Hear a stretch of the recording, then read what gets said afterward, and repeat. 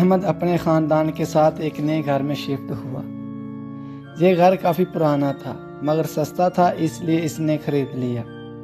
گھر میں سب کچھ ٹھیک تھا سوائے ایک چیز کے۔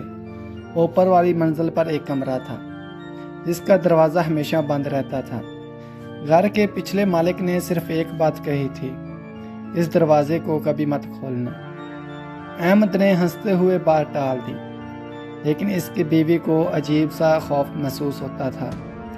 کچھ دن سب ٹھیک رہا، پھر ایک رات اوپر سے کسی کے چلنے کی آواز آئی۔ احمد نے سوچا شاید بلی ہوگی، مگر آوازیں ہر رات آنے لگیں، کبھی دروازہ کھٹکھٹانے کی آواز، کبھی کسی کے رونے کی۔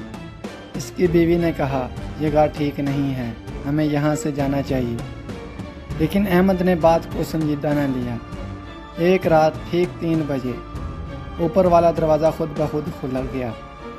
آواز اتنی تیز تھی کہ احمد کی آنکھ کھل گئی۔ وہ آہستہ آہستہ سیڑھیاں چڑھ کر اوپر گیا۔ دروازہ کھلا تھا، اندر مکمل اندھیرا۔ کیا کوئی ہے؟ کوئی جواب نہیں آیا۔ احمد نے ہمت کر کے اندر قدم رکھا۔ کمرہ خالی تھا، لیکن دیواروں پر عجیب نشانات بنے ہوئے تھے اور ایک پرانا آئینہ۔ جیسے ہی اس نے آئینے میں دیکھا، اسے اپنے پیچھے کوئی کھڑا نظر آیا۔ وہ فوراً مڑا، لیکن وہاں کوئی نہیں تھا۔ دوبارہ آئینے میں دیکھا، اس بار وہ سایہ اس کے بالکل قریب تھا۔ اچانک ایک آواز آئی، یہ گھر میرا ہے۔ احمد بھاگنے لگا، لیکن دروازہ بند ہو گیا۔